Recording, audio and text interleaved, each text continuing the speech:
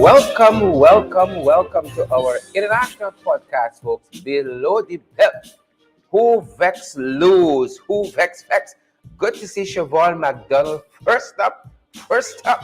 Siobhan says it's 72 degrees in New Jersey. Wow. She says she's having a three-piece stew. Is it? Am I reading it right? A three-piece stew with rice. Wow, that looks sounds delicious. I could use some of that. You could use some of that. You got your little starch and even some proteins, I think, from beans and so on. Yep. Best good afternoon to you as well. Romy Leander, we see you there. Romy Leander has joined us. Let us know if you're hearing us loud and clear, guys. Please do let us know if you're hearing us loud and clear. What do you guys say? Receive us loud and clear? Let us know if you are receiving us loud and clear. Nothing less will do. Good to have each and every one of you join us. And I do have my co-host, Adrita Fernandez, who's here. She's going to join us in just a little bit. She's finishing up some Chinese food. Yep. Some Chinese food from Golden Pagoda in Durban Street. Yep. Good to have you folks here. Great to have you folks here. Good to have each and every one of you folks. Good to have you guys. That is so correct. I am here, guys. I am with you. I am in the house. Very interesting discussion is going to be coming along as we head into the weekend. We like to bring the specialists on board when we are discussing certain matters. And who else, as you see there on any issues with oil and gas, who else is best suited to actually speak on that matter than the big man himself, Dr. Vincent Adams. Dr. Vincent Adams, the guy that was removed from the EPA because they don't want experts there, He was the chosen person, the cream of the crop when it comes to the Obama administration there in the US. He did his work, very technical and sound. But when they got into office, they can't handle that, so they removed him. You don't like those things. You don't like technical experts. We saw the same happening at the extractive industry transparency body there, the EITI. We saw that. They removed Dr. Rudy Jadapat. We saw them remove Dr. Rudy Jadapat, and they put in a hack. They put in a political hack in Premazir, propagandist Premazir. And they did the same thing to the Environmental Protection Agency by replacing it. Another hack. Don't know one thing what they're doing. We're happy to have the man who understands the industry, man who understands it. He's going to be joining us shortly, Dr. Vincent Adams. So you will please, guys, give us the latitude. We know that Friday is usually open mic Friday, but allow us for a little season to talk with Dr. Vincent Adams so as to ventilate some of the issues that are affecting the oil and gas industry. And there are many folks. There are many. We're so happy that you lovely folks are here with us. And Crystal Simon, good to have you. And Magnell Barrow says she's joining. Crystal rather says she's joining from Linden. And Magnell says it's her birthday. So happy birthday, Magnell Barrow. She says she's cooking up a storm. You know what I mean? Huh? You got this like a 5-course. It's appetizer, it's pre-main course, it's main course, it's pre-dessert and dessert. Big things going on in Magnell's kitchen at this hour.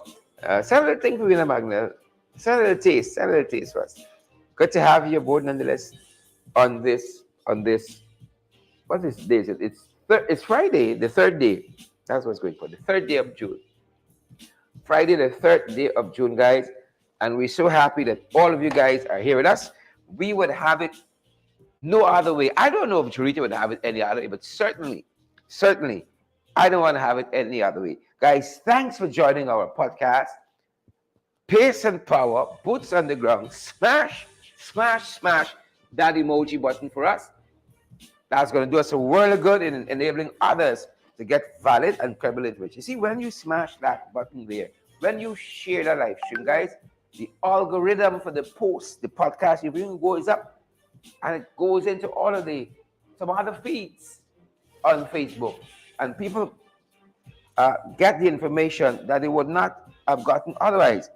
Thanks to you, beautiful folks. So thank you for sharing the live stream and smash that emoji button, folks. I see Shanet Sichuran Mohan is here, and we're so grateful Shanet is here. We're so grateful. Candy Lean and Jajit is here as well. Oh, we are so happy that some of our favorite folks have turned up. I see Sukchan Sudhari. Let's start talking. Sukchan Sudhari is here, and Jean Williams says Brooklyn is in the house. Good afternoon, Brooklyn. Urban Don Cook is here too, and Glycis Mingo and Loretta Argyle. All of our favorite beautiful people. Love having you guys here. We come for y'all. We didn't even come for talk the things we talk about. We come for y'all because we know there is a community of people here who care about us as much as we care about them. We're so happy that you guys are here. We're so happy that you wonderful, beautiful folks are here. We will actually have it no other way. So happy that you lovely folks are here. Pace and power, boots on the ground, not sideways. It hang up in the air. It's on the ground, and we're backing down. Good to have you lovely, beautiful folks. How have you guys been?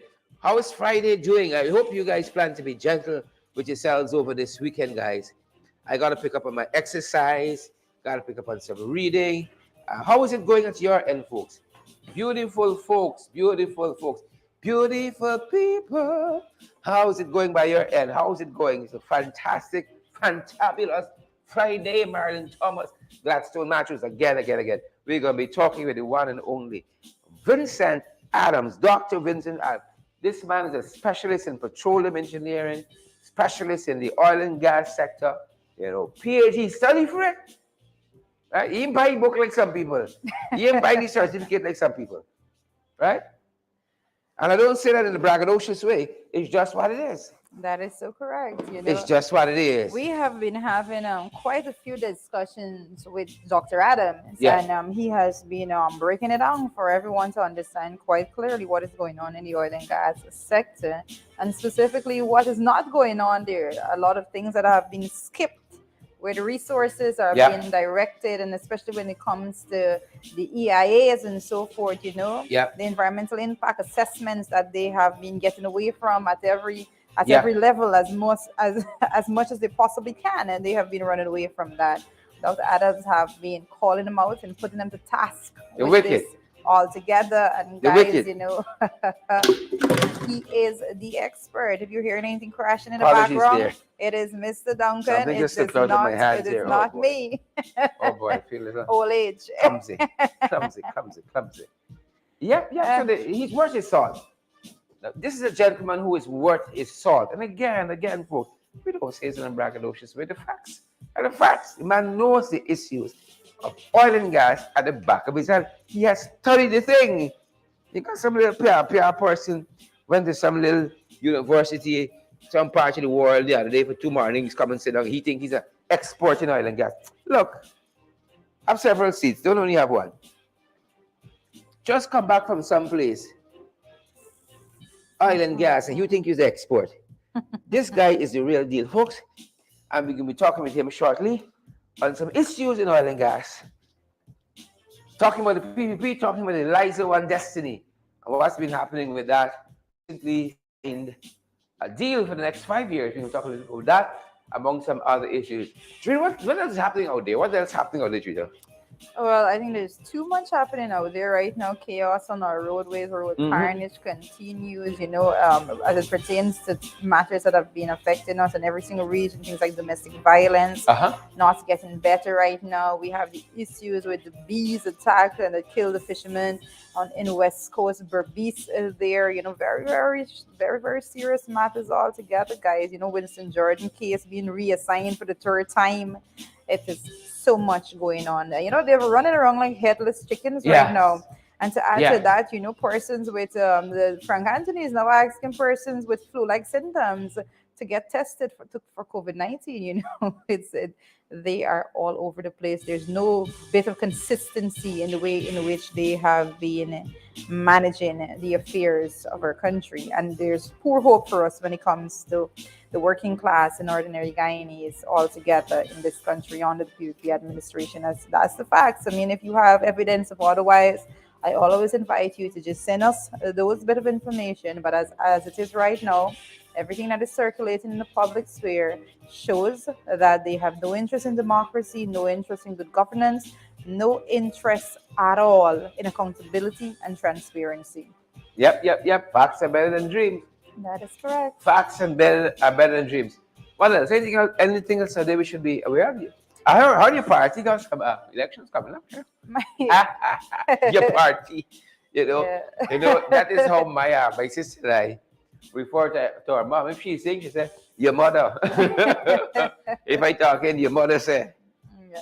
Well, the Alliance for Change has its internal elections coming up the 11th of June, which is next Saturday. The 11th of June would be the national conference of the Alliance for Change. At that election, leader, chairman, vice chairman, and general secretary. Those are the four top positions that are elected, and also 12 executive members are elected also for the Alliance for Change. You running? Yeah, thereafter, if I'm running. You running? In the gym? National park? Well, I have been elected for a few positions. You have been nominated? I have been nominated for a few positions. Or you've been prophetic? Yeah, I am trying to, let me pick my words very carefully right now. I have been nominated. The nomination process was closed. That process closed off on Monday. I have been nominated for 3 positions, so more than likely. Lucky you. Wherever. Congratulations. Wherever people think they put their trust and their faith. We try to do the best to our ability to represent the people of this country, because at the end of the day, it doesn't necessarily take a seat. You just have to get up and get the work done. Good. Congratulations. I'm so happy. Yeah. I'm similar to you. I've been nominated for a couple of posts, and I think we have some great people. We got a great list of nominees, and the liberal democracy of the Alliance for Change is something that I'm extremely proud of. That word in trouble. That phraseology, liberal democracy gets us in trouble. Yes, it does. Sometimes we're a little too liberal, Yeah, but with all of that, it's absolutely necessary for us to hold that line. And Alliance for Change has been doing it for quite some time. A lot of people don't agree with that level of democracy, especially when we're in a country, especially with the current administration, for example. They are so stringent in their ways. It's almost as though it's dictatorial in nature. Who makes a decision? One person at the top just controlling everything. The Alliance for Change is not like that. No, we don't have appointees and selectees. No. Right? You got to go to the people. The Alliance for Change always takes a decision to the polls. Yes. And even with the members of parliament, that was an election, an internal election also, to decide who sits as members of parliament. So here we go to another process of elections internally, and most definitely the choice resides with the people, with those delegates on the 11th. Fantastic. But we wish everybody well. Wish you well too, Twitter, whatever your pursuits. I know you can't hold 3 posts, but or quite a few. Right? Unless you're like them boys in there. They said you want GS, you want lead the party, you want everything all you want. You want mayor, you want vice president, you want president. Most definitely not. I think when it comes to those things, I always believe that you don't put square pegs in round holes, and because of that, persons should only bite off as much as they can chew. And it's always comes down to what's in the best interest of the party, and not one specific person or one specific grouping of people. It's in the best interest of the party. And more specifically right now, we're at a point in our nation that we have a huge challenge ahead of us in dealing with the People's Progressive Party as is right now. So we definitely need to put persons that are capable of handling those situations, put them to task. A lot of work to be done in politics in Guyana. And you know what? Before we turn to our guests, before we invite our guests in, we've been running a poll, because one of the things that have been very topical of recent is the whole question of the Alliance for Change coming out of the coalition. That's one of the important questions of the day that's being asked. And I've had a lot of people who've messaged me and said, "Don't you dare, MS," and I mean medical service. Don't you dare, MS. Well, the whole That's not thing even my is, that's not even my when initials. it comes to those specific matters, I'm going to say that the decision lies with the membership Correct. of the party, Correct. and the membership of the party, political parties. Like I said, one of the things that we are profoundly proud of as members of the Alliance of Change is the liberal democracy that the party Correct. practices, and because of that, it is the membership of the party that that decision is going to be left with, and the deliberations would be had and in full and all of that, what is in the best interest of the party, and more so, more importantly, what the party looks to position itself to represent the people of Mm-hmm. Guyana in the best way it possibly can. So that is the standpoint from which Yeah, I yeah, will be going into those discussions. yeah, yeah. And we put the question to the public here because the success or failure of the Alliance to Change rests with the people. It's about people. Hmm. Politics is about people, and Yeah, overwhelmingly, persons have responded that we should not, the Alliance for Change should not leave the coalition. But we'll see what happens with the party when the party decides its own future in a couple of days. But strong leadership, steady leadership is needed in the new dispensation.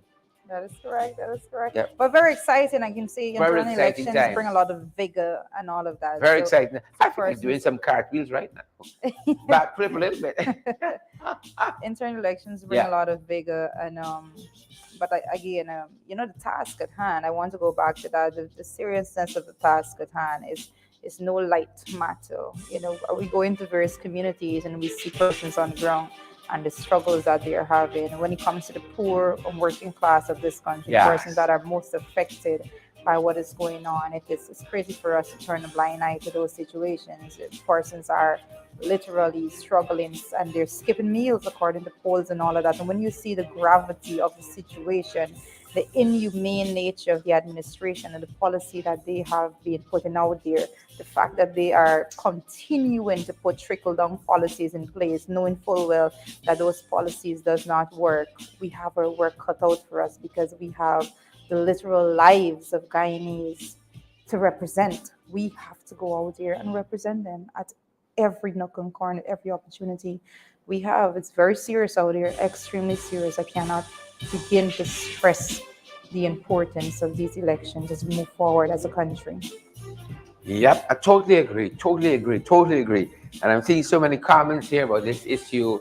A lot of people got their own opinion on what should be done. Yeah. What should be done?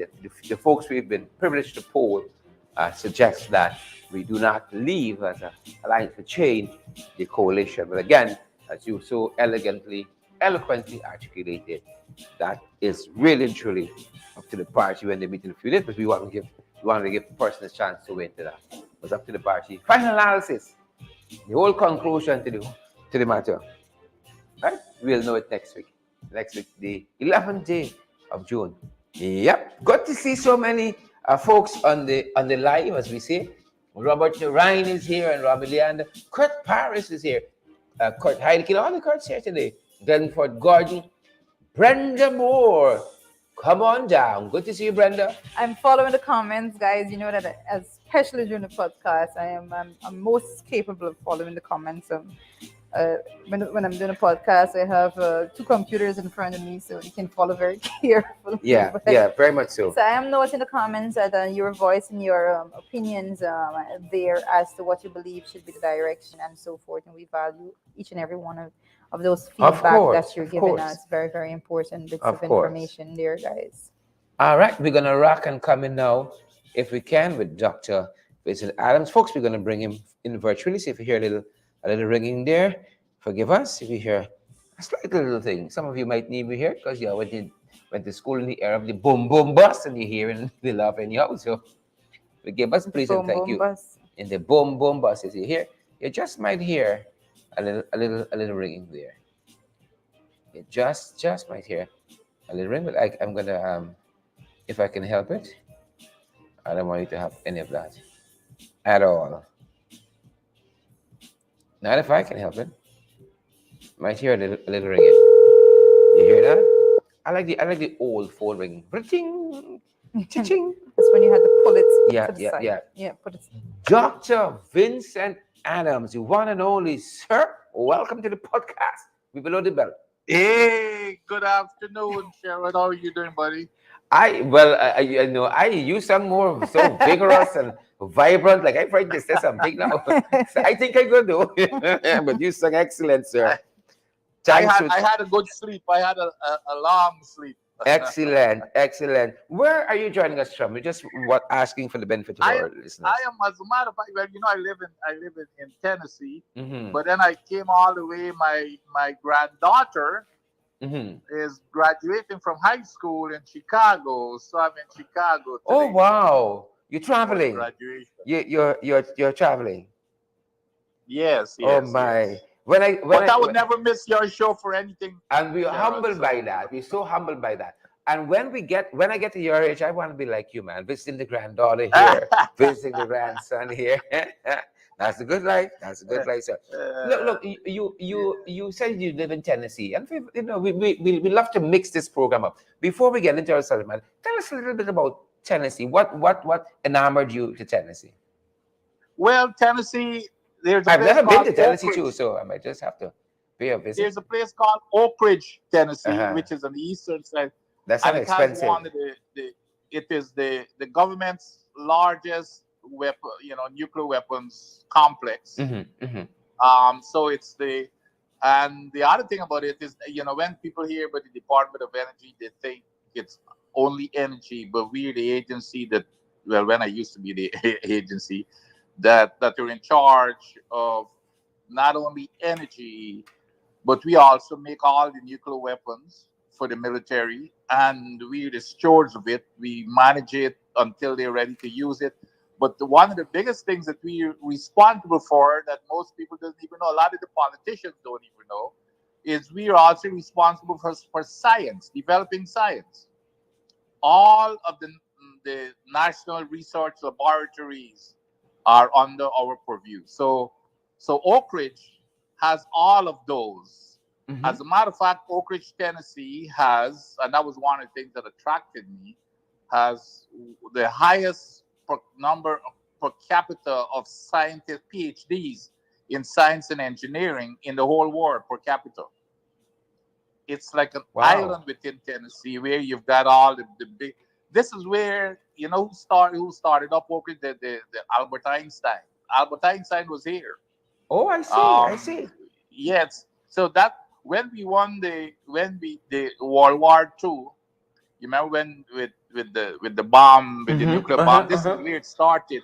The Manhattan Project. This year it all started in Oak Ridge. So that's what attracted me to Awesome. Oak Ridge, is that science base. And you know what was interesting to Sharon? Tell us, sir. Many years ago, when I was just, I was just a hot shot scientist, came into the community and stuff like that. So there was an article on the front page of the local newspapers that they ran, and they were comparing the past scientists such as Albert Einstein, Oppenheimer, and those guys with the new scientists. And guess who was the new scientist featured on the front page? It was me as a representation of the Wow. modern scientists. Wow. Wow. Even Wow. though Wow. it was blasphemy to be mentioning me, in the same breath. Yes. But Yes. nevertheless, it was still it was still exciting to know that. Fantastic. Well, And an honor. I'm just excited to visit Tennessee one day. Just Yeah, oh, excited. absolutely. Anytime, Sharon. Anytime, just let me know here. Yeah, Well, because I know you're visiting your welcome granddaughter you here. that particular week or weekend. Oh, absolutely. No I thought. question. No question. Not at Great, all. great, fantastic. To the folks who are now joining us, welcome to the podcast. We're broadcasting from the national capital city of Georgetown in Guyana. We trust that you guys are great wherever around the world, you lovely folks listening to us. Hundreds of folks have tuned in to listen to our podcast. Today, it's 27 degrees outside where we are. They're telling us it's a 66% chance it's going to rain in Georgetown today. We hope you guys are dry and warm wherever around the world you are joining us from. What's the weather like in New York, Doc? Well, I know about New York. I know about even Chicago, which is normally they call it the windy Chicago, yeah. city, is always cold. Hmm. Even New York is very, very warm. I'd have to do some conversion there for you, but I would say it's probably around 77 degrees Fahrenheit. What is that in? in centigrade 20 something, I guess. You But see it's that? warm, it's hot. Well, The y'all sun know is we shining ain't good from with maths, eh? You know, we ain't good with maths. Julie's Sure. gonna do the quick calculation for us. 77 degrees Fahrenheit. So She's gonna let I us was know. just going to say that I'm sure it speaks for himself with that. 27 degrees at this end, but they say So, weather.com tells us it feels like 33. But we're so happy to have you, Doc. Folks who are tuned in to us, please, you know what you gotta do. Share the damn live. Smash that emoji button for us. We're so happy to have Dr. Vincent Adams, your former head of the Environmental Protection Agency. And by any measure, Dr. Vincent Adams, as always, people have always said he has discharged those functions without fear or favor, affection, or ill will, you know. And the industry, those who want to do things their own way, were very afraid of Dr. Adams' presence there. And I know they love the other guy now because anything happens, which brings us to the point of our discussion today. Your contemporaries, Dr. Adams, who are in the oil and gas sector, they have said with this new LIZA dispensation, the new contract, you know, there should have been some tweaks in a major way to this contract before it was reissued for another 5 years. Tell us where you are, and then perhaps outline some of those issues for us, and maybe tell us where you are on those very issues. Sure. Well, how long do you have? You have an entire Well, day, or because we'll there's go so as long many as you can. there's so many issues, Sharon. Tell us about a It's couple of just the main ones. it's mind-boggling. But nevertheless, to be honest, Sharon, and the audience, welcome, and I'm honored to be speaking to the broad Guyanese audience wherever you may be. Um, but to be honest, Sharon, I am not surprised, and I don't think anybody should be surprised because this is the modus operandi of the new government. Hmm. It's about money. And the one thing in all my, 4 or 5, close to 5 decades that I've been in environmental and petroleum and energy, the sector, the one, especially in the environment, the one fundamental value and principle of environmental stewardship is you never compromise your environment, health, and safety for money or Hmm. economics. Hmm. That's basic internationally. That's the international standard. It's totally different in Guyana. It's about money, and it doesn't matter what the risks are being posed Hmm. to the nation and the people's health and environment. So that's where we are today. It doesn't matter. It doesn't matter whether we're breaking the laws. We even write laws, and the thing is, what really is galling is that the government brags about these new things that they're putting in place, but they never comply with them. They allow the Exxons of the world to just thumb their noses at it and then come up with all kinds of, con jobs and farce about Hmm. how they're, what they're doing. And the other thing is, Sharon, you know better than I do, the modus operandi Hmm. Yeah. Yeah. is is for the government realized, and I think Mr. Jagger is a master at this. You got to give him some credit. This here shall be the news of today and yesterday, and then you move on to something else. The people are going to forget. But thanks to people like yourself and many others in Guyana and internationally who are not letting it go.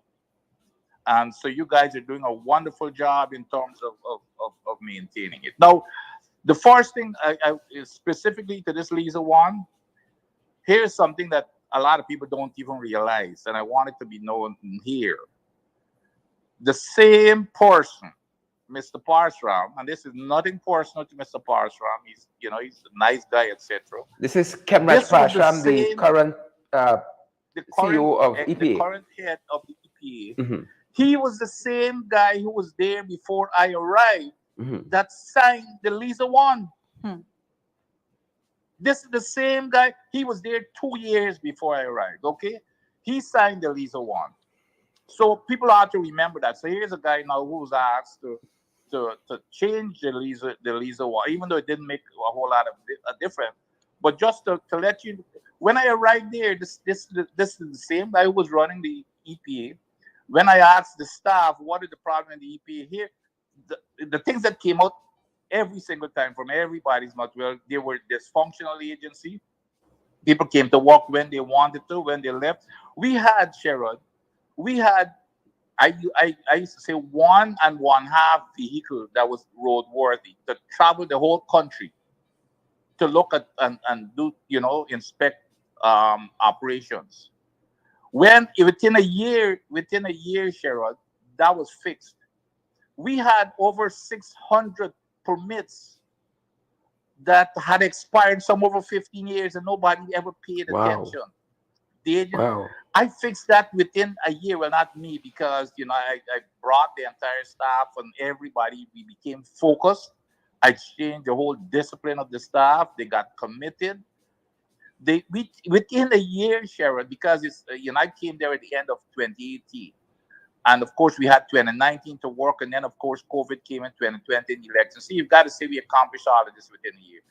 We cleaned up that entire 600 permits and brought in all of that back money that were owed to us to the tune of about $150 million.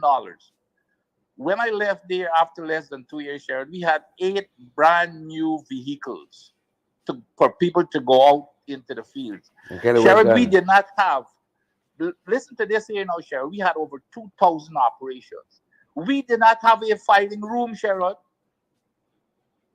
We couldn't find permits, we couldn't find documents, nothing. It was scattered all over the place. We had to do a concerted sort. We started for people were bringing in their permits so that we can get copies and those type of things. We opened 2 brand new offices because everybody had to travel all the way from region 1, 8, 9. Didn't matter. They had to come to the headquarters. We opened 2 offices, one in on the quarantine, one in Linden, and the plan was to have an office in every region. I had obtained property already in Regina, in Madio. Mm-hmm. We were going to have an office in every single region, at least one by the end of 2022. So those are the we so when you hear, so this is the same person now who's running the agency, so you can see why we didn't have scientists and engineers at the agency. I went out and I hired 20. I increased the staff with top notch people. That's good. And That's then good. as soon as and they're all leaving. But the problem is, Sharon, they've all left. After I left, it became so politicized and so frustrating from them that the top performing people, the senior officers who were there for a long time, is either they got demoted, they got fired, or their salaries got reduced, or they left themselves because it became so frustrating. The guy who stood up, very bright young man who stood up to Exxon and was even taking Exxon to court, they got rid of him too. Right Wow. after I left, they got rid of him. Wow. Who's So he? Uh-huh. so it's to give Exxon its way. But so here are the things that they're bragging about that I need to in this new permit, specifically. Um, they brag about now they've added something that's called a project community grievance mechanism, which is a big farce, which I guess it says that anybody who's got, you and I and whoever, if you've got a complaint, you can file, you go, okay, file it with the agency. Now, how many thousands of complaints and questions were being asked of this agency?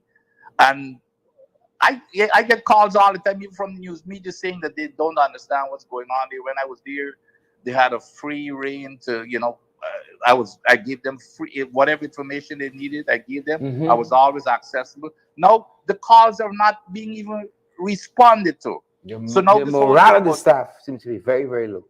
Spoke with a couple of folks there. without question, there is no question. So how about responding to those for us rather than, but here again is this game of putting stuff that looks good. People go read it. Well, it's in there. It sounds good. You've got access to information. It ain't happening. Look, they just had it and for the gas the show project. You normally go around the where to the communities that are being affected. Uh-huh. Um, Okay. so they're running this pipeline through canal number 1, Crane. There was a lady even in the media with this lawyer lady, I think attorney Hughes. She's been frustrated. I think she lives over there at Canal Number One or Crane. They would not even have a meeting in those areas that are being impacted.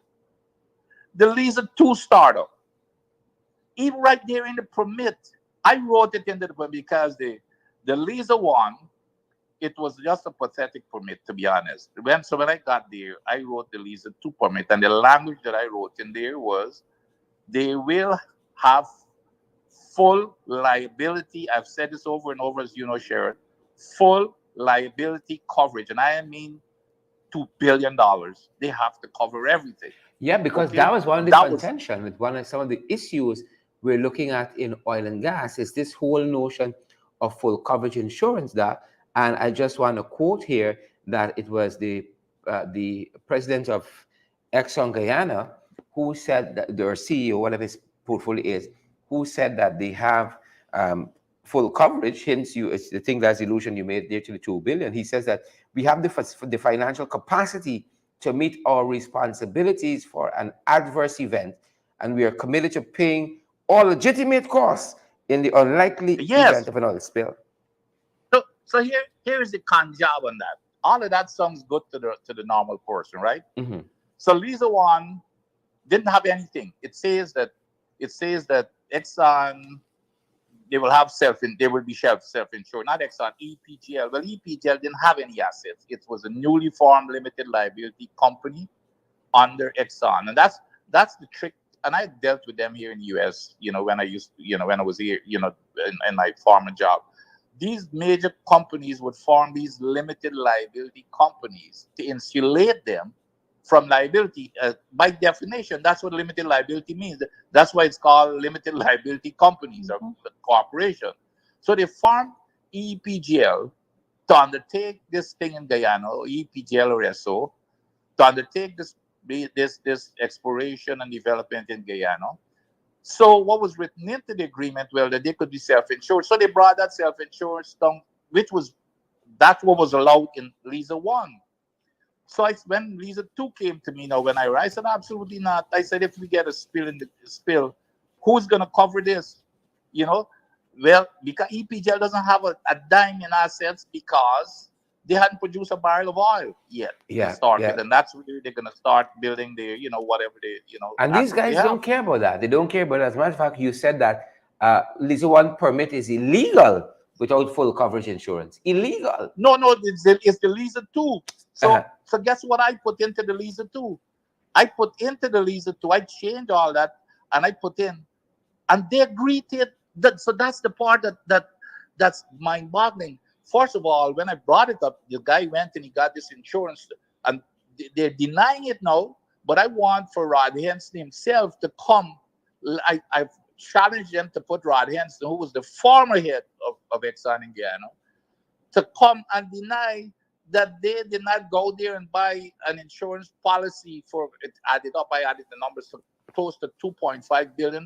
So when he came in to me, he said, "Well, here it is, Vince. We've got coverage." I said, "Wait a minute, are you kidding me?" I said, "Do you know what the British BP spill, the Macondo spill in the Gulf is running? 70 billion."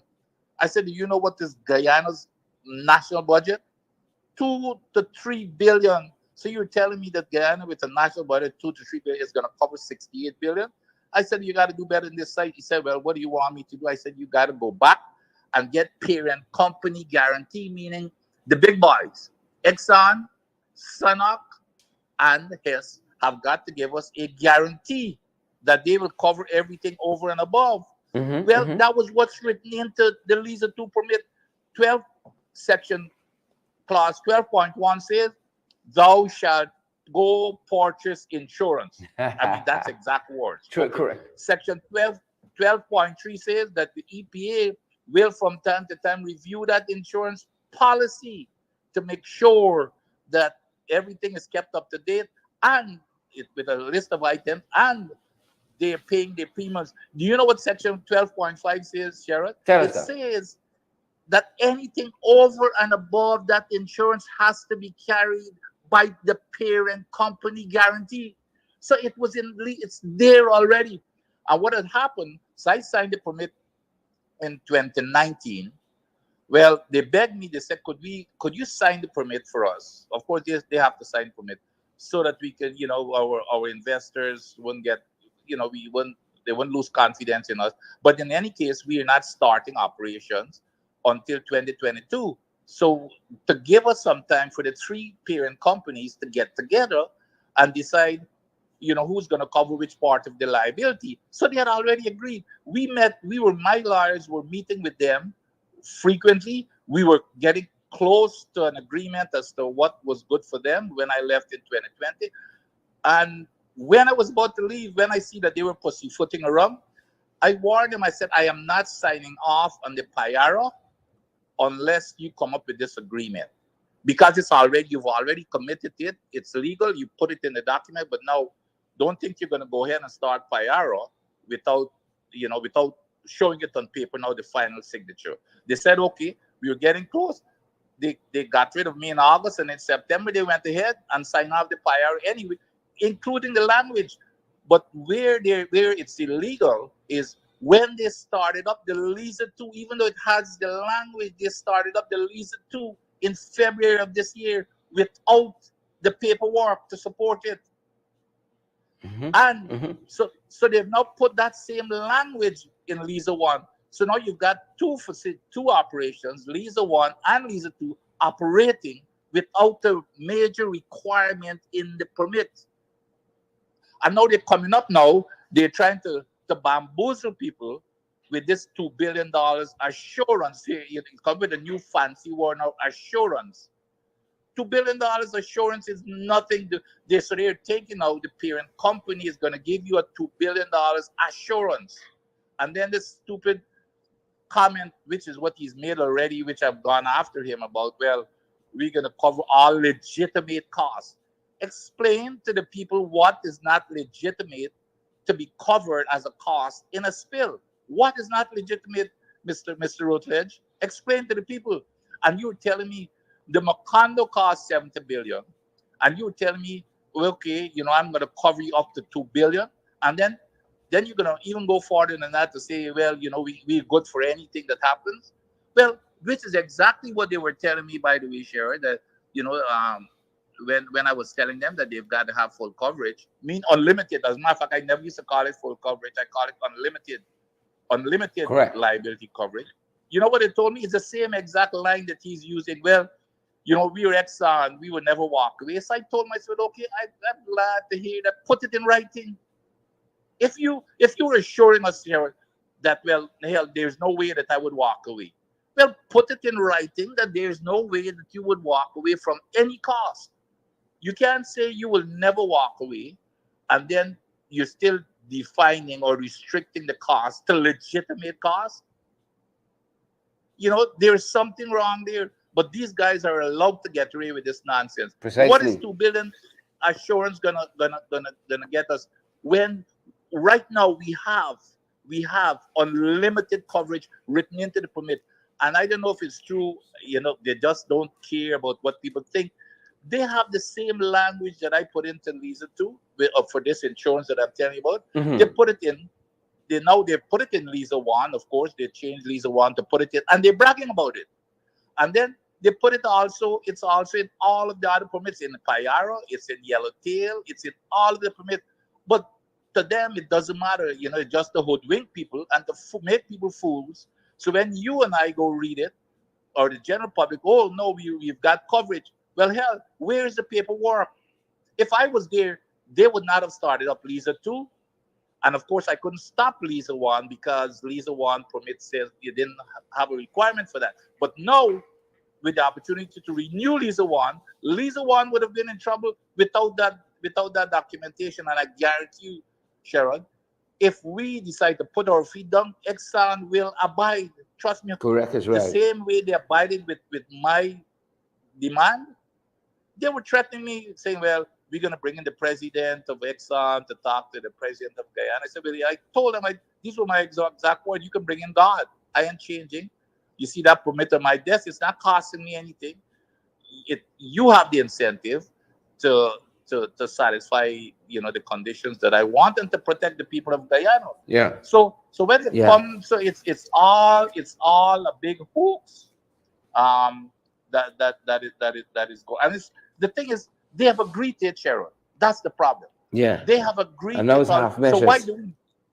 why do we back off of what they've already agreed to? So that's what this administration is about. In the past administration, they agreed to it. They were going along. They decided they were gonna, hey, you know what? And it's a reasonable request. It's a reasonable request. You just can't come and want to talk your way through this. Say, hey, something. If something happens, I would never leave it. I'm gonna take care of my responsibility.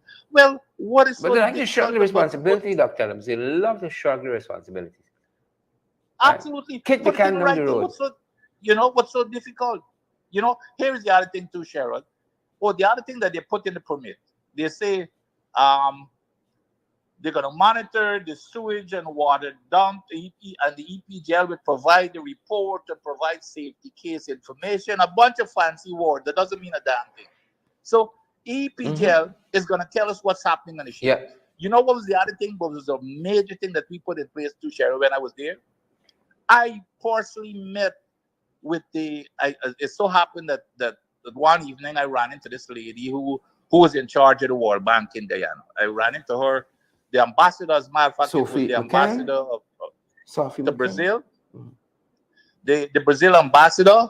He and I, he introduced me to the head of the World Bank in Guyana. She and I met at the Marriott, and I begged her, I literally begged her for money to support DPA. She gave us $1 million. She and I sat down there and we said the most important thing is to organize DPA to run the oil and gas sector right now. I said, okay. I said, but we're gonna need technical staff that we don't have because nobody besides myself knows anything about petroleum. She went out, she got $1 million, a million US, and she brought in an export from Brazil, Mm-hmm. and that Mm-hmm. guy sat with us for a few months. We developed a Sortiman oil and gas unit at the EPA with position description, with the organization chart, the qualifications. And now we were going to go out to recruit these people when COVID hit, of course. But that organization is a big, thick document sitting at Yeah. EPA. You know what happened? As soon as I left, they dumped it. Yeah. Yeah. So that 46-member staff would have been part of the staff that would have been on each of these ships Working, 24/7 providing to see accountability. exactly to monitor what's going on. Yeah. But now we're saying, well, okay, Exxon is going to tell us what's going on. Now, you tell me, we cannot even trust Exxon to implement what's on paper, to go out and get insurance and to get the guarantee that is on paper right now. And we're going to trust them to report. Here's what's happening, Sharon. It's ludicrous. Exxon is driving what is happening at the EPA. Exxon is telling them, No I can doubt. see it in the language. I can see it in the language. Like another thing they did, flaring. But I You was know, coming this there. I was coming there. I'm happy you raised that point on flaring because persons have been asking that question as well. They're seeing a figure quoting. It seems like no, we're not trying to protect the environment, but once people pay, we good to go, which is madness. And we're yes, seeing here them it saying is that. madness. So Harold, Uh, so here's the other thing. tell us. As soon as I left, they stuck a clause in there because remember when from day one when they started operating, the equipment was failing. So as a matter of fact, at one time I shut them down because I gave them enough time. They weren't fixing it. I shut them down. They repaired it, and as soon as I left, it went back bad again. So guess what they did? Now, without getting into all of the details, flaring exempts. You can flare during startup, because you got to test the equipment, etc. You can flare during emergency. If something happens, you're unexpected. There's gas in the system. You got to flare it, and then maintenance. While you're doing maintenance, you got to check out the equipment. But we're talking about a few hours. The Yes. United States law the United States regulation says that you could only flare at startup for 48 hours. But what had happened was when they started flaring initially, They were into months flaring, and when I was shutting them down, they said, "Well, no, we are still in the startup mode." I said, "Wait a minute, we are not fools. You're We producing at big, but maximum we ship it. capacity and selling on the market, and you're still in startup." So that got, and I went public with it, and they were embarrassed, so they changed that. So as soon as I left, now they're now trying to cover it on the maintenance because maintenance is exempt. So guess what's the clause they decide to go write into the permit? And I know the language, I know they wrote it because there's nobody at EPA who could write in that language. Mm-hmm, But mm-hmm. basically, what it says that as long, listen carefully to this, Sharon. I mean, they're really, playing us for fools. It says that as long as the gas handling equipment is in unplanned or planned maintenance, right? Flaring is allowed if flaring is occurring. Well, the only place you can flare is through the gas handling equipment. So they're saying now we're exempt totally when this equipment is not operating. We're exempt. Flaring Wow. is allowed. Wow. Flaring is allowed. Wow. Unlimited flaring Madness. is allowed because that's the only place you can flare. So they're saying, and you can Madness. only flare if something is wrong with the gas handling equipment. So they're saying, as long as you're flaring, you're you're exempt. So that's exactly what they. So here's the other part now that they're bragging about. Oh, we've raised this fee from 45 to $50 per ton of carbon dioxide. So let me explain this to you folks, and please listen. Really want people to pay attention to this, Sharon. Tell us, Doc. Tell us.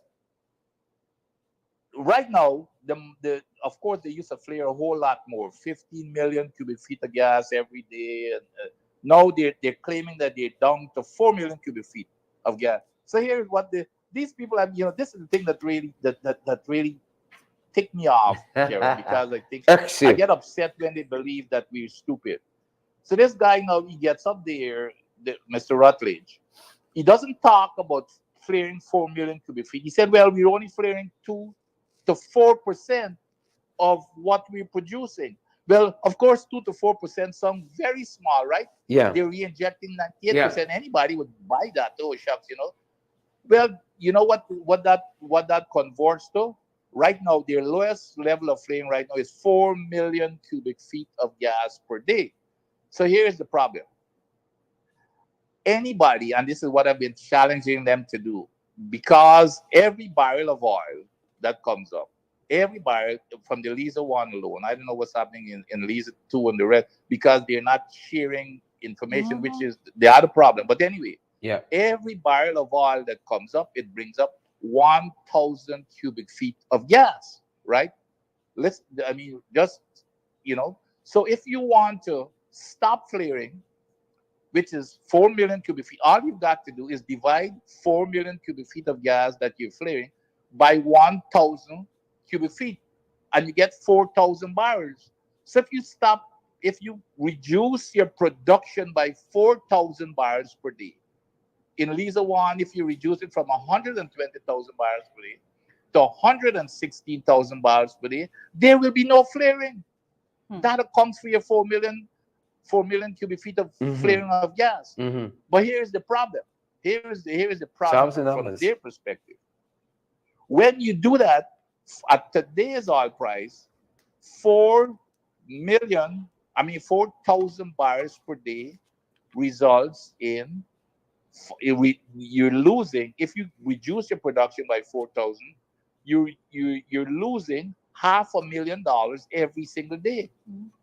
So now they're saying, so guess what? Guess what they're paying for that flaring? The reason why they're not reducing it, they're paying about, with this thing that they're bragging about, this $50 per ton, which is what the vice president goes out and bragging about, that well, we never charged before. Yes. Yeah.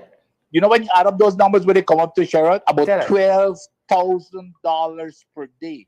So here you're telling a company, hey buddy, all you've got to do is pay And $12,000 flare away. to make half Half a a million. million. Flare You're away. paying That's 12,000 crazy.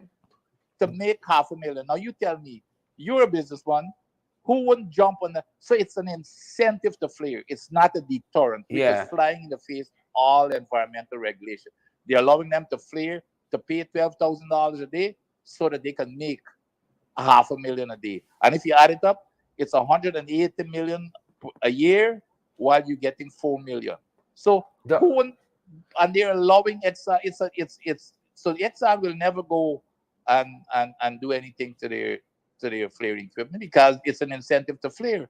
You know, because they're gonna have to spend money to put in their equipment. So that's the other hoax that they're pulling on the Guyanese people and believe somehow that we're stupid. But so those are the kinds of things that Sherrod, and I could go on and on, but those are the kinds of things the Guyanese people ought to know that I about. cannot believe. Yes, But yes. Exxon is running the show. Doc, Without question, Exxon is running the show. I have with me today somebody you may or may not know, a young lady you may or may not know. Judy Fernandez is in the studio with me, and Judy has a Oh, one of question my for you. favorite people. I thought I Oh, heard. you not you I not know that Rita? I laughter. said you I may or may know that not know. laughter, and I suspected it would have been Tourette. Oh, hey, good. Well, May or may not nice know. having Well, you here. Judy has a question because we've had some action on the ground with some of our fisher folk. Judy yeah. has a Well, question on that. Yep. Dr. Adams, and this is but this has been quite a master class and today because you're the expert, and I always say that when it comes to oil and gas, you're the expert. So when you started a discussion, I'm here, I'm sitting, I'm listening, I'm like, no, I'm not going to interject. I'm not going to interject. So I'm going to That's allow making the me some notes. master to teach, and so you did, but. More specifically, I didn't want us to have this discussion with us actually going back to a lot of what you said on some previous programs, and I'm speaking specifically here when it comes to the fisher folks and the fact that there Yes. was this big announcement recently of $150,000 that will be given to them after the announcements that were made by the said administration said that, oh well, there's no evidence that what is going on there is actually Yep. affecting them, right? So, and I remember specifically you saying on several programs when you talk about the dumping and the temperature of what is being dumped into the rivers and so forth, the conclusion Yep. that one could easily draw when looking at all the facts that are being presented to us is that the environmental study should very well show that there is an impact. Whatever the magnitude of that impact, we can't determine or we cannot just assume. However, because no studies were done, you were very specific in saying that there is no baseline data for them to move Yes. off of. And now we're seeing this announcement about $150,000 will be given to them. What are your thoughts on that altogether? Is it contradicting the fact that they have announced that there is nothing affecting them from the oil and gas activities happening there and all of that? Well, of course, again, this is not a modus operandi of the current government. As soon as something happens, money is being paid out to keep people quiet. We see it with Mm-hmm. rice, we saw it with sugar, we now seeing it with the fisher folks, and you guys have a longer list than I have. But those three come to mind. So here again, the fisher is an attempt to keep these folks quiet who have legitimate concerns, by the way. Um, and as I said before, as you rightly um, you know explained, I've said before, I have nobody, as a matter of fact, has done any studies whatsoever. And if I had my judges, that was one of the first thing I would have been jumping on right now, is to do a detailed environmental impact scientific based study. Yeah. I When you have water, and here's another thing that people need to listen to. You have water, temperature that is, well, first of all, produce water. The water, when in addition to the gas that every barrel brings up, there's water that comes up with it. Initially, the water is not a whole lot. Like on the LIZA one, I think it might, I don't know what it is right now, but maybe 10,000 barrels per day, but is going to increase to about 100,000 barrels per day sometime in the future. Mm-hmm. So while the oil reduces, the water will reduce because it's total liquids when you add up the two. So as oil reduces with age of the reservoir, the water will reduce. But this water that comes out of this reservoir, Jarrett, this water Mm-hmm. is highly toxic. And not only does it have things like lead, mercury, barium, just name, you know, just name the elements. It has also radioactivity, Wow. naturally occurring Wow. radioactivity. So they, the international standard, the World Bank standard says the water has to be re-injected back into the reservoir. It's. I worked in when I worked in our industry. That's why I was kind of shocked that we were allowing, when I came and we were allowing them to be dumping the water, because it, there's no other option you have. You have to re-inject it back into the reservoir because first of all, it keeps up. Besides the getting rid of the environmental concerns, Mm-hmm. it keeps the reservoir pressure high to maintain your production rate. So you need to re-inject that. You know, both the gas and the water does the same thing when you re-inject it to maintain the pressure. But here's the insane thing that they're allowed to do and get away with.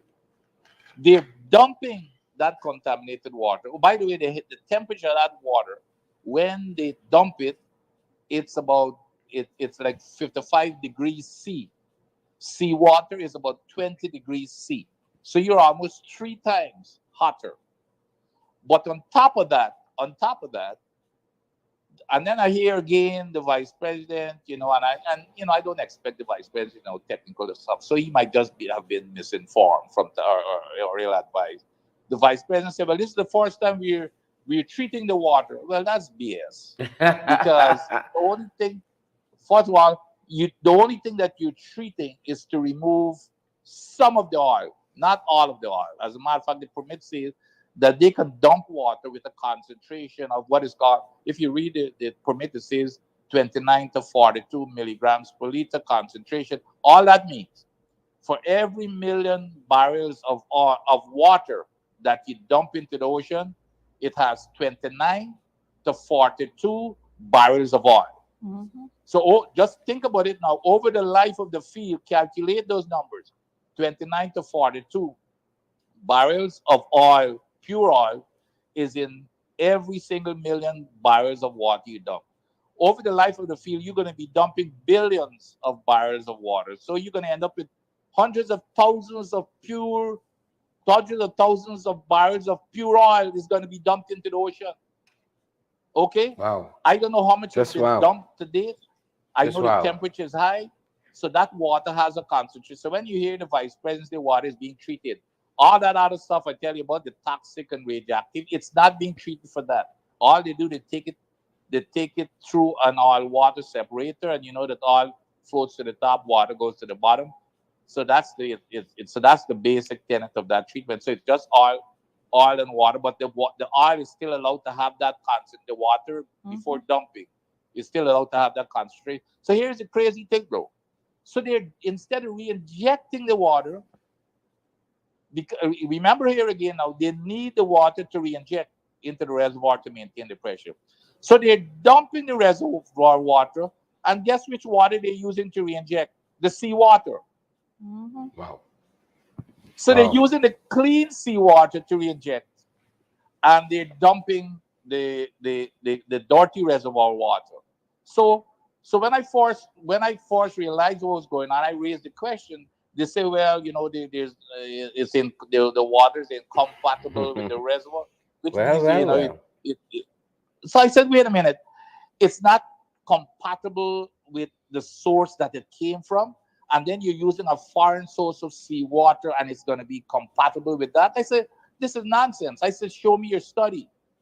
Well, they went out and they copied from some textbook a bunch of equations, and all of this is in the record of the EPA. And when it came into me, I dumped it and I said, hey, you know what? When I used to teach this stuff, if you guys brought, you would have gotten an F minus. I told Exxon that. I said, you better go and get and come back and do something FS. that is credible, and it shows as if you ever been to school and learned, and did petroleum engineering or science.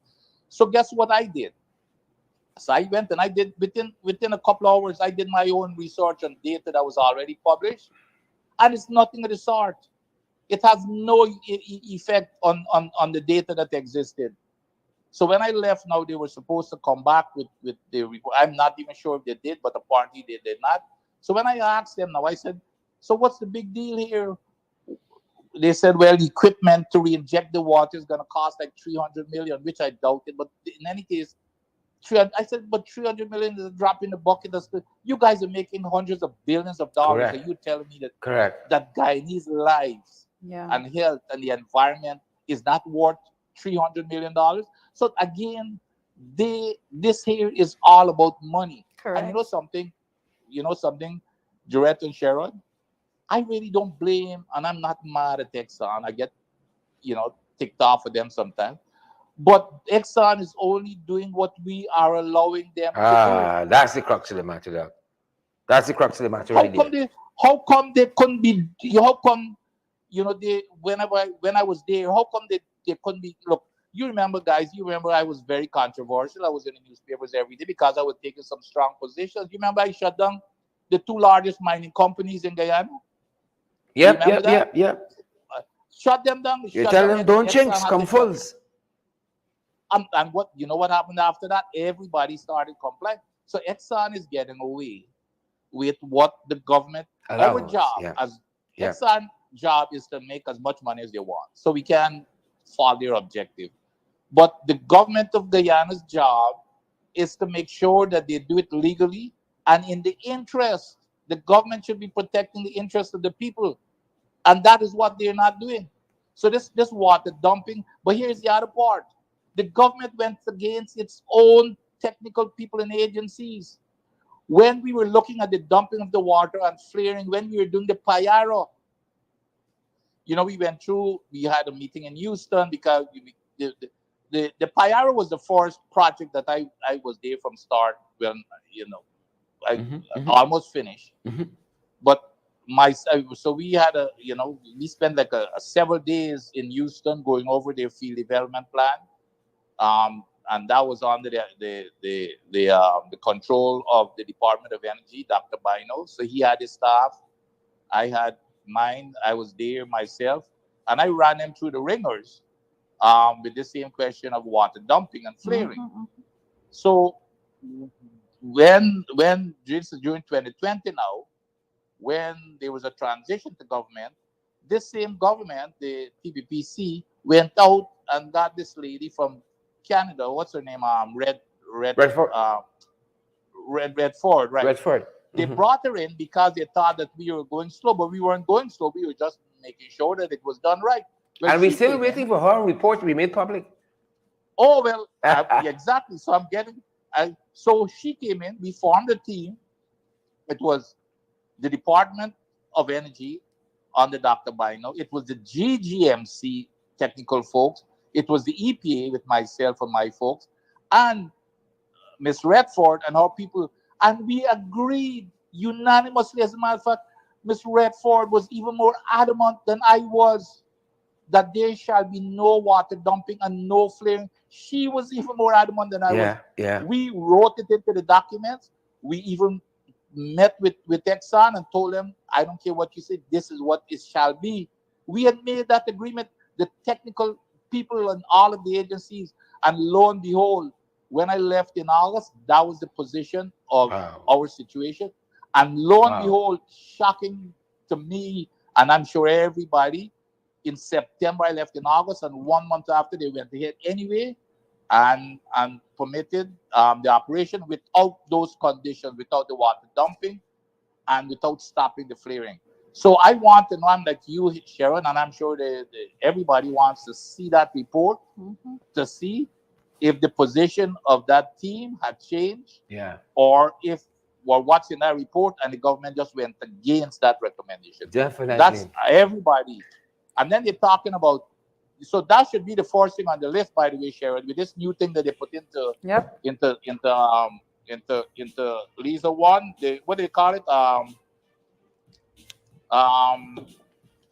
Let me see if I I don't want to get find my it. terminologies wrong. We're going to Oh, leave it to the is the experts. project is the project community grievance Oh, mechanism. So now that's that what. means that anybody could call in and ask questions or complain. Well, let's start with that, Sharon. Yeah, Let them provide the report. Let's start with that. yeah. Yeah, Let definitely. them provide the report that team did. Let them start with that. That's a good place to start, Zeni. Dr. Vincent Adams, Doc, we can't finish this topic in an hour because the oil and gas sector is so vast. There's so many facets Yeah, of it it. is. It is. It is. There are still a lot of oil and gas issues that are outstanding. For instance, Doc, if you just give me a second, there are a number of Sure. things that we didn't talk about. The administration promised a petroleum commission. We're still waiting on that. They Yes. promised Yes. a local content secretariat. We're still waiting on that. And you name it. Things to really and truly bolster what is happening in the sector. And we know the Natural Resources Fund board, they've just been installed. We didn't hear from them yet, and money Yep. spending being Yep. withdrawn Yep. Yep. and all of that. So a lot of things to discuss, Doc, and we must have you back sometime. You are the expert here, and when you speak, we sit quietly and we take notes. Hey, but just since you mentioned the NRF, here's that. You remember I mentioned before that they're all about money. Forget about screw the environment and health and safety of people. Even even to spend the money, they don't want anybody else involved. Yes. You know, Yeah. when they didn't want no, even though it was required that the opposition nominate people Yeah. and have people. They pick the You person remember and what say happened? he's opposition. Oh, absolutely. They said That's the no. man. That That's the it was man. supposed. They Mr. said no. They Barrow, they don't pick want Mr. me. Barrow and say They he's don't want opposition. me. They don't want Yes. Christopher Ram. They don't want anybody as long as he comes from the opposition. Yeah. They want to be in control of that money. And the other thing, even when I talk about just violating the laws in their own documents, even the gas to shore project, and Sharon, you and Jaretta know we're all in favor of oil and gas. We don't want we want the country to become rich, but it has to be done legally Correct. and it has to be done protective of the people's That's the crux health of the matter. and safety and well-being. That's all we're asking for. I don't know what's so hard about it, and we would still make a whole lot of money. As a matter of fact, we would even make more money because I'm telling you, we if we have a disaster, this year would be all over. So we're being, like they say, penny wise and pound foolish. Wow. You know, Wow. we need to take care. Do it up front. Is either or the other thing is besides penny wise and pound, is either you pay me now or you pay me later. Yep. And I Yeah. believe that's what's going to happen with us down the road. It's going to cost us a lot if we do not invest in putting up those barriers to make sure that we do not have a disaster. Even the pipeline. Look how these people are just, they don't care about the law.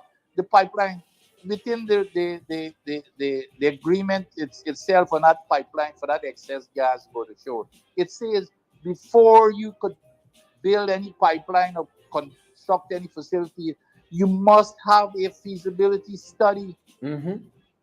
Them boys in It K. says that I think it's under section 12. It says that you must have a feasibility study, and up to now Mm-hmm. there's no feasibility study. So That makes these are the sense. kinds of things that they try to they get on TV and stuff, and they point out, oh, here is what we're putting in here, and here's what we're putting in there. But it doesn't matter. It doesn't matter what they put in the permits in regulation. It doesn't matter. It does not matter. It's just lawlessness that they're not following it. So that is the problem more than anything else. It's them not sticking, or they're just using it as a con job and a Yeah. hoax to Yeah. fool the people. That is Yeah. true. I'm following I'm Very following well in the done. comment section, and I'm seeing persons are saying we have to take this advice that first of all, everybody is thanking Dr. Adams for the information he's bringing, but I know one particular comment that I'm reading coming from Althea Joe, and she's saying, Sherrod, whenever Dr. Adams is coming again on the Below the Belt, please give us a heads up prior on the In the Ring, please and thank you. So persons are saying that this is too important that they can't be coming on late in the middle of Yes. this But they could discussion. always go back and listen So to it too. so they want to make sure that they get Yeah, a heads up. definitely. That's why we say you must come Masterclass. back. You must come back because Masterclass. there's so much to discuss on this topic, and we don't focus on it near enough. As a matter of fact, we didn't get to talk about the IRI poll, which suggests that 98% of Guyanese don't know what's happening in the oil and gas Correct. sector. Yes. And so Yep. we want to definitely focus on it some more so that folks understand what is at stake here and why and why they should be a certain course of action. Doc, thank you so much Yeah, for giving us some time from that yeah, man, graduation. we gotta have a longer time, Sharon. And this is my passion Yes. to bring the people up to speed with stuff because everything that everything that I have gained, I've said this over and over, is because of the grounding Yeah, yeah, of what I got in Guyana. I had a free education, never paid a dime. I grew up in a very poor community in Christianborg, Linden. And I Yeah. want every single kid in Guyana to get the same opportunity and not be taken advantage of by these big mega corporations that come in. We welcome them, but they've got to, one of my rules that I laid down when I just arrived, the same Exxon I brought them to the table. They and the foreign mining companies, I said, let me tell you all something, because I know that they had researched where it came from. I said, well, you know that where it came from. I said, I will not accept anything less than what you have to abide with in your countries, yes, your fantastic. developed countries Yeah, in the United States. And I warned them. I said, I came from the United States. I used to be on the regulatory side. I used to be in government at the highest level. And so what are my requirements, and I'm going to use that as the standard unless you guys can convince me otherwise. And that was how they couldn't that's how. And here's the other thing, Cheryl. The most important thing that happened that is not happening now is the total opposite. Was that President Granger was technically my minister, but then you had Joe Harmon who ran his shop for him as the minister of state. And those guys never one day interfered with all the controversy and all the major decisions that I was making, shutting down big major companies when they weren't complying. Those guys never called me one day and told me to stop it. Never. wow, that's refreshing. Never That's one refreshing. day I highly call doubt me. Cameras Parsham can say the same thing. No, but it's the so Parsham complete Cameras. opposite. I Yeah. am getting reports from folks at the EPA where people are calling them ministers and officials are calling the officers direct and telling them about, well, where is this permit, and make sure you get it out to this person. Mm-hmm, So mm-hmm. that's what's going on. It's totally politicized. People have just left some of the best technical people Wow. that came on when I hired them, and even before, because when I got there, when I regained respectability to the agency, if we had our doors were being knocked down for people to come in, everybody wanted to come in, so we were Wow. getting the best people. And then as soon as I left, and this politicization of everything, those who weren't getting fired, some of the top technical people just left, just just walked out, Wow. because Sad. Because that's the our loss as a agency is. nation. That's Oh, our loss as a nation. absolutely. It's totally, so that's what's going on, man. That's what's going on. So we back to where we started. That's what they tell me all the time. They back to where they started when I was, before I got there, when we were dysfunctional. We They said we were a tiger without teeth, and all those derogatory things, and all that respectability. The public finally started respecting us, and now it's gone back to where. Back Let to me tell square you, it one. hurts when I read It's Back to when I square worse. one. read what people writes about the EPA now in the newspapers every day. Nope, nothing positive about the EPA. It Mm, hurts. Yeah, I can understand that. I can yeah. understand that. Doc, please come back again soon. Say hello to all the folks in Chicago for us. It's been a real privilege Definitely, having you guys definitely. today. That is, Hey, it's appreciate it. so lovely to have you with us. I have to say it again, everyone is very appreciative of the information that you bring to us. And when I speak every single program, I speak about the fact that the experts are being removed and political cronies are being put in place at every level, each department. It's very, very sad. So the outcome of those departments, bodies cannot function as they ought to, because the technical expertise is being removed, and there's no other better example than you yourself, and Dr. Yeah, Adams being the technical expert yeah. that was attached to the Sadly so. EPA. Sadly so. So you're a shining example of what we're talking about on a daily basis, but we have a lot of work to do, and definitely need you to come back and to add more Definitely. context and discussions to everything that's going on. So thank you so much for joining us today. Stay safe, Doc. All right. Yeah, thanks, Greta and Sharon, and thanks, people. Have a great day. Thanks, sir. All right, good. Thank you. Bye. Folks, that's our program. That's our time today. Got to get you valid and credible information. Got to get you the experts, the personalities, the people who know, folks. Good to see Gloria Gordon. Good to see Yvonne Ramasar. Good to see Sherry Baskin Greenwich. Good to see Lizzie Simon and Vanda Benjamin Fardy. Good to see you, Roxanne Aaron. Good to see all of you fantastic. Daphne Aaron, David Wood, Marilyn Thomas. Good to see you guys. Share the damn live stream. Smash the emoji button for us. Partner with us too, folks, so we can keep the lights on and we can keep the doors open. You know what that means? You know what that means? That's right. We gotta do what we gotta do. Boots on the ground, pace and power, guys. Pace and power. We'll see you guys back this evening at 8. And so looking forward to that, our final program for the week.